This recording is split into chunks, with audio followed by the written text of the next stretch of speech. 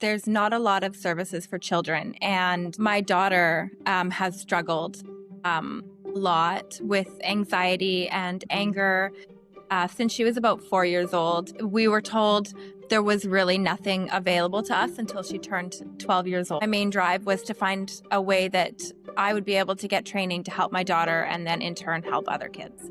Hi, I'm Kelly. Welcome to Kelly Talks Brand. In this podcast series, Tea with Kelly is where we talk about wellness, growth, and personal branding.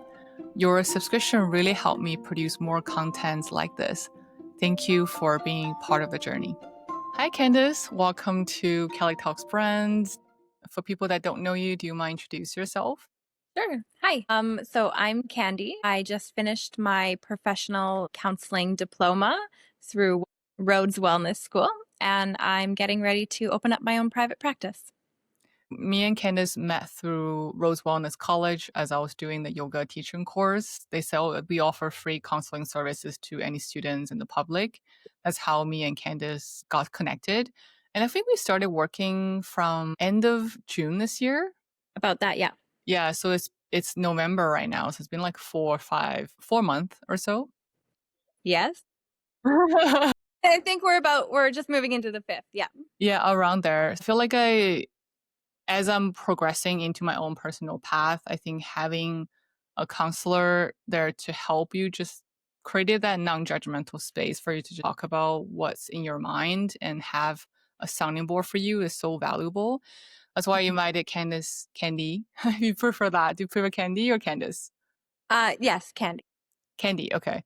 Today to talk about her experience, what introduced her to counseling, why did she want to pursue this path? So first question for you is what first inspired you to explore counseling? Was there a moment or experience that planted the seed for you? Yeah. So I live in a small community and there's lots of options for counseling in regards to adults in my town, but there's not a lot of services for children. And my daughter has struggled a lot with anxiety and anger since she was about 4 years old. We were told there was really nothing available to us until she turned 12 years old. And I just couldn't, I didn't know what to do for her. So I was scrolling Facebook one day and Rhodes' little ad popped up. And I reached out to them and I asked if it would allow me to work with children. And they told me that it would. I would need a couple of specialties, but that it was a great foundation. And so my main drive was to find a way that I would be able to get training to help my daughter and then in turn help other kids. Mm-hmm. That's awesome. And have you kind of used the skill sets you learned from school to help your daughter throughout the learning process? Because the training was 2 years or so, I believe. Yes, yeah, it was 2 years. I have used what she will allow me. Of course, kids have their own boundaries. Yeah, the hard part about, having this training is also I'm still mom. That's So true. that Yeah. relationship is still a little bit of a difference. Mm-hmm. It has taught me a lot better how to react to her, which has really helped for her because my reactions to her are a lot different. And like, instead of like sitting down and having a formal like counseling session with her, I'll slip in little questions here and there that I would if I were in the counselor role. So that has definitely helped out. And what drew you into Rhodes Wellness College from, which is like a Google search? Did you compare a few schools, kind of like see which one were best for you for your schedule? Yeah, so I found Rhodes and then I started Googling other programs. And so with being in a small community, I don't have a lot of access here to like in-person training. And I did have the option to uproot my family for 2 years. So That's true. that was a major deciding factor, but I did find other schools that were distance as well. But this one felt This one seemed more, the vibe was different. It was more relaxed. The people were a little bit more open. Getting a hold of some of the other schools to like have a conversation with was a lot more difficult. Hmm. And so, and this one was, there was one program that was like a paper-based course. So you kind of move through it at your own pace. And this one was, it might have been, online, but we were online together. I see. Like group sessions, Zoom meetings, you're like learning together as a cohort. Yes, yeah. So like a virtual classroom, which meant that I got to be with other people. I got to actually interact with the teacher. It may have been a virtual learning experience, but it was still more based around school than like a paper-based course. Because I know that you just graduated in November this year and you say you're starting to open your own counseling service. How does that feel to you? Is it exciting or nervous or just like, do you have a solid plan moving forward? It's scary. It's very nerve-wracking. There's still a lot that is so unknown in regards to getting my designation. So, like, I passed the program from school, Right. but I still need to get my license, my designations from the governing bodies. So Hmm. there's still a lot to kind of navigate in that area, and then finding the funding as well as like a location. Right. That's true.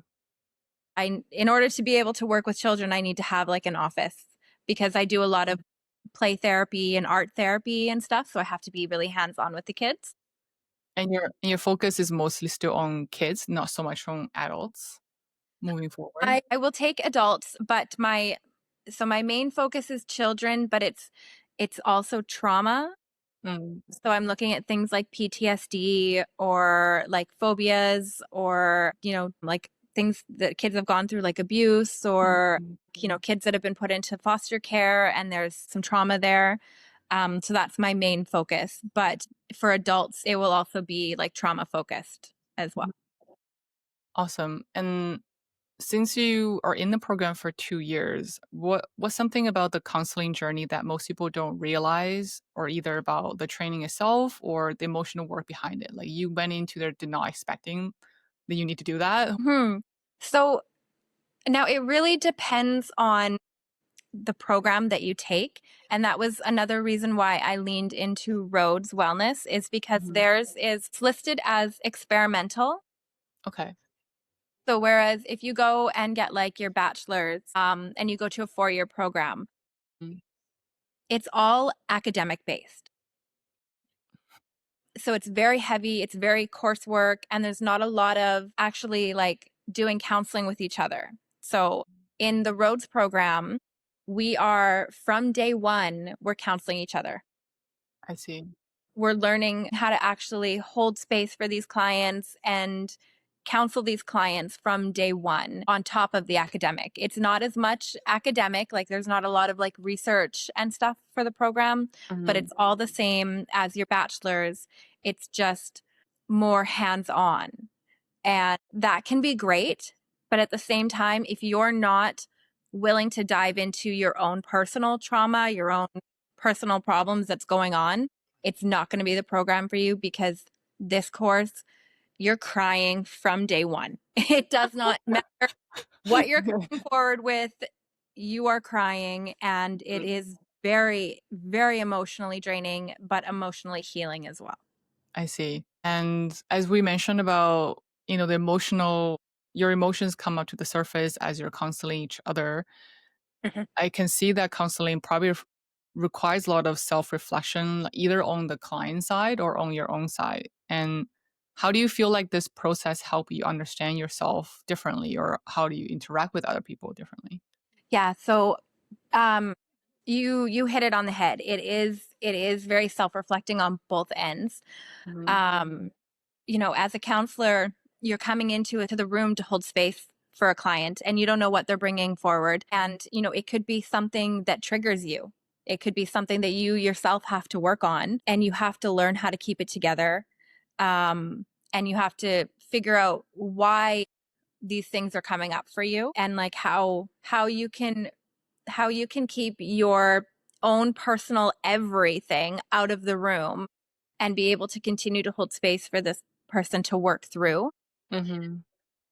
So it is really does send you into, well, why did that bother me? Why did I feel this way when my client brought up this?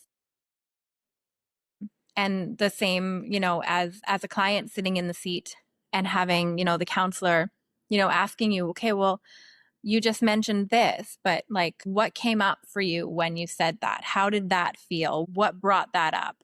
And so it really is an exploration into yourself, no matter which side of the table you're sitting on. And can you share sort of like a lesson or insight that deeply changed in this process? Like how, like it's like a, I don't know, lighting bulb that says, oh, I need to change how I interact or how I relate to others. If you learned something new so far, make sure you hit the like button and subscribe to the channel so it can produce more content like this for you. Yeah. Um, so personally, so I'm neurodivergent, and What does that mean, neurodivergent? so I process things a little bit different, and I don't necessarily notice all the time how things might come across to other people when I say things. Mm-hmm. And so, like, sitting in a counseling session, completely okay. I never had any problem there.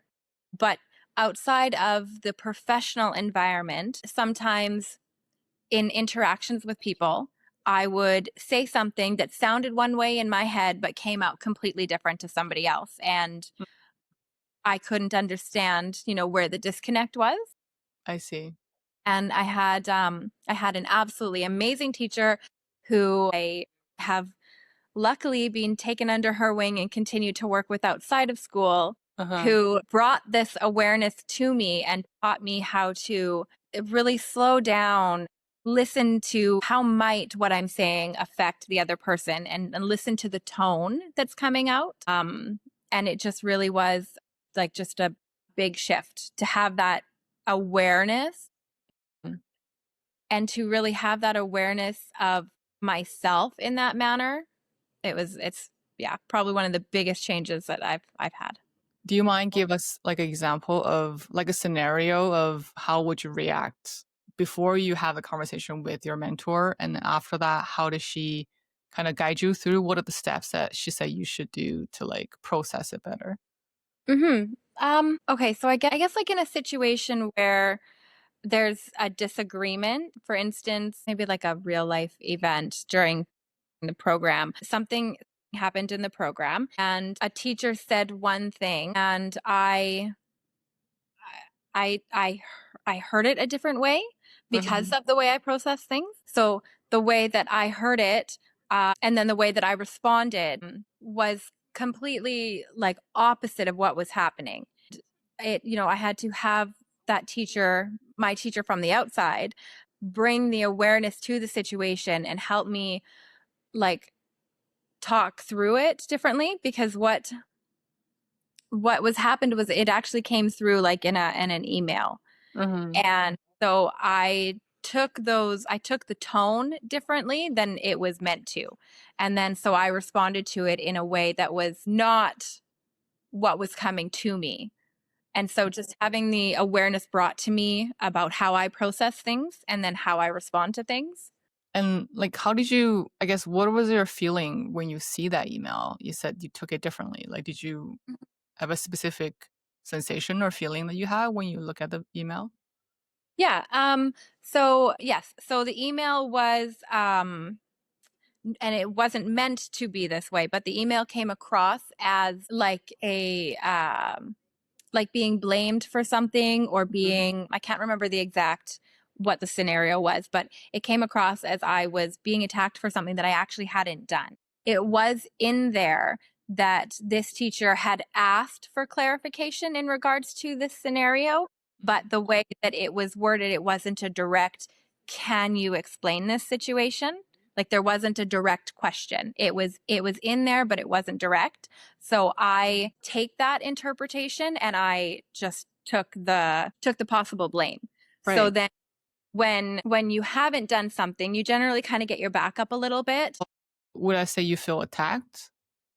Yes, yeah. So that was definitely one of my feelings. Mhm. I felt attacked, and due to the way that I process things, my tone came off as aggressive, even though when I was writing it, Mhm. my tone to myself was defensive, and I was trying to explain what Right. happened because of the way it came off as aggressive to them, and then so like my teacher broke it apart with me, sat me down, and then taught me how to properly kind of go through these things and address things differently, and really like being able to break apart things really definitely changed the way I think about things too. So if you were so with the knowledge that you just learned from that experience, how would you respond it differently? Yeah. So what I do now is I make sure that instead of just responding, which was my go-to, is I just jump in, I respond to defend myself. Mhm. What I actually do now is if it's an email like that, is I kind of sit down and I break apart the pieces and I look at, what does this sentence say? What does that sentence say? And I really try to get a full understanding of where the other person is coming from before I Mhm. sit down to respond. And then I just make sure that when I respond, I make sure to use, like I statements, a lot of how, I'm feeling. I make sure to put nothing on the other person and just to bring it all back to me, and Mhm. just to do it in a very professional and like more of a calm manner, and clarify things. Right. And like, do you think the other party could done it differently? If they would word it differently, you would react to it in a different way? Like, was that also discussed, like how they could maybe improve their communication too? Yep, absolutely. Because, you never know. I mean, sometimes wires can get crossed so simply, and you really do have to be careful with how you put things out there. And, you can have all of the training in the world for how to properly communicate with somebody. And just, depending on what kind of emotions you're having at that moment in time, things can come across differently. And so that was another thing that was really taught to me, was to make sure that I'm kind of leaving emotions out of it and just to take that couple of minute breather and then break apart things and move forward from there. That's one thing is like just take the emotion out of it, respond in more in a logical way. And there's Mhm. also another theory that I heard, like they recommend you just get in the emotion, like just get in there and let it taken over you and then just feel that instead of resisting it. Mhm. And then you realize what is the reason behind my emotions? Why am I having this? Was it from, things that happened to me in the past, and just accepting that's there. And then slowly I think it dissolves and just got lighter instead of just coming back, attacking you. I guess that's another way of dealing with that too. Yeah, that's absolutely a great way to process through everything that's happening. What I recommend as a counselor is to feel those emotions, process through them, write them out. Absolutely write out that email, write out that letter, say Mhm. everything that you need to, but don't send it. Right. Write it out, get it out, let yourself have emotions, and then take Mhm. a step back, give yourself some breathing time, Yeah. and then go back and address those emotions as well, but making sure that you're doing it in a way that's, constructive for both of you. I thought of a good thing that I guess because we have AI right now. You just talk to ChatGPT, like Yeah. rant whatever you want to them and say, write me a professional email back. Mhm. Thinking, saying what I want to say, but in a more professional way. Yes, yeah, yeah. Chat GPT can be a really great resource. But yeah, you just definitely pay attention. Make sure that you're rereading what Chat GPT is writing for you. Right. When I was in high school, around there, I was thinking about what degree I want to take in my university or master program. I think psychology was definitely on top list at the time, was really popular. But I also heard that, people who counsel other people, who are people who are psychologists, also deal with a lot of issues on their own because they're getting all this, what kind of, I guess you can call it negative energy or just emotion from other people. They have to process on their own. So, Mhm. what are the ways that you kind of take care of your own mental, emotional health as you're helping other people through their own path? Yeah, that absolutely is a big concern. A lot of people that I know who, like from my program, we definitely all have our own struggles. Yeah. We want to help people because, we've been through it. We know what it's like, which, definitely can make us more susceptible to taking on other people's things. Um, like it's taught a lot, like very, very strongly throughout the course is your serious self-care. Mm-hmm. Make sure that you are engaging in it daily. Even if it's something as simple as, standing outside with your bare feet on the ground for 5 minutes and just staying there and just kind of taking things in, Mm-hmm.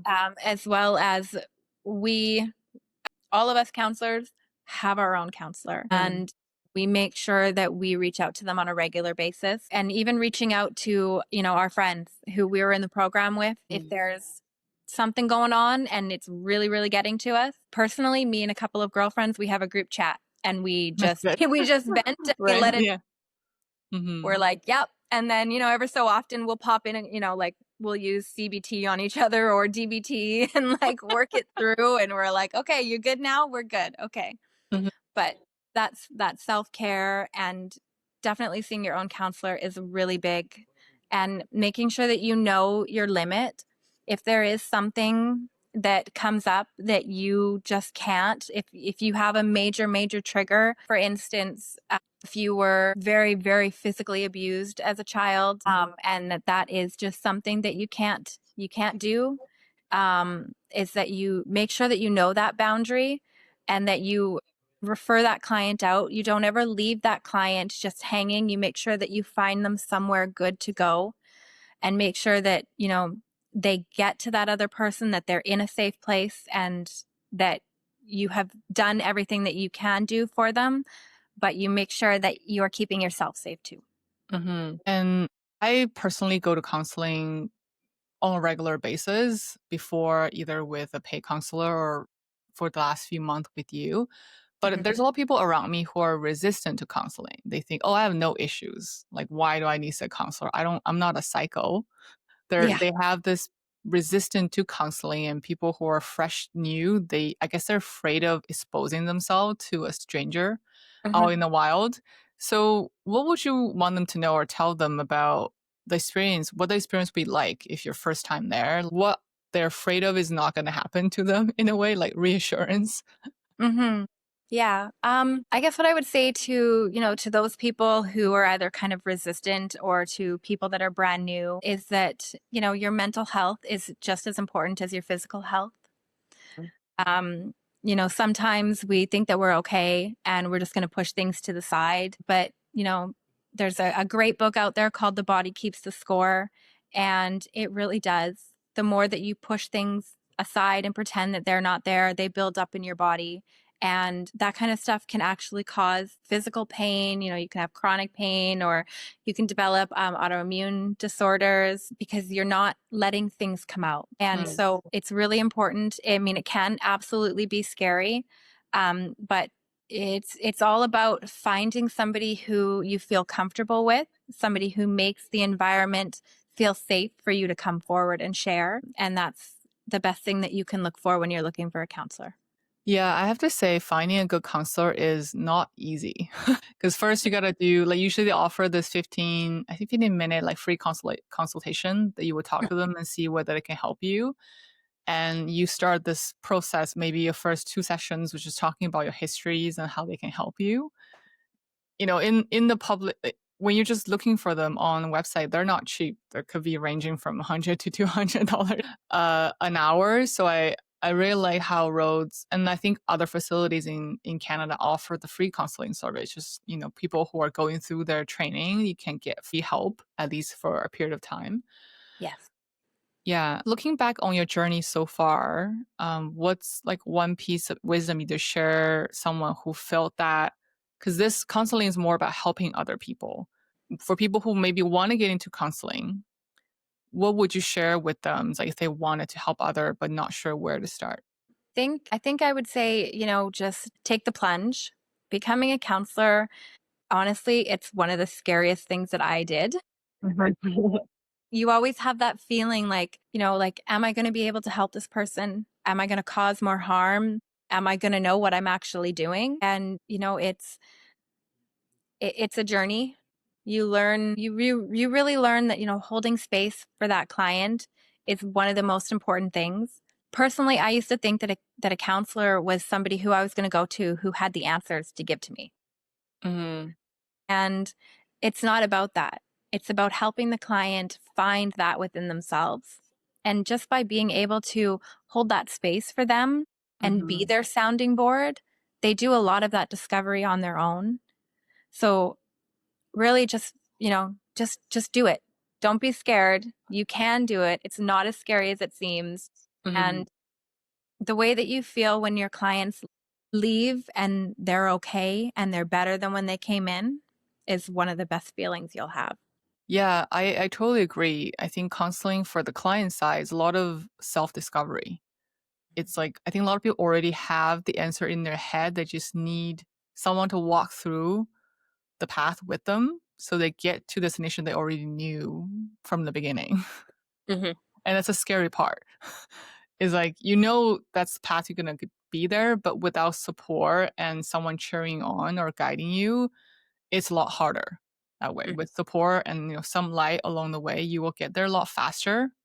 Of course, with their own time. Yeah. We definitely need lot of great counselors out in the world. I think 2025 or since I think COVID, everyone is under so much pressure and stress.